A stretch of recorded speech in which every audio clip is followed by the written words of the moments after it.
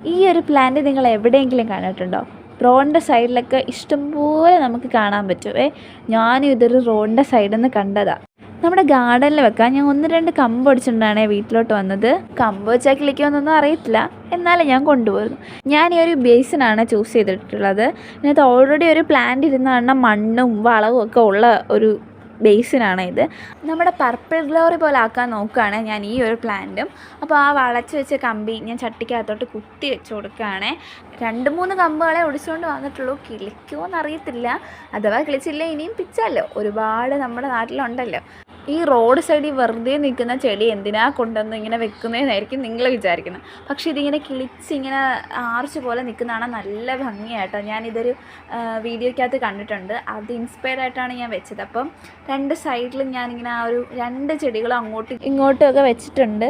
അപ്പോൾ നമ്മുടെ ഈ ചെടി കിളിച്ച് വന്നിട്ടുള്ള വീഡിയോ ഞാൻ എന്തായാലും നിങ്ങളെ കാണിക്കാം കേട്ടോ.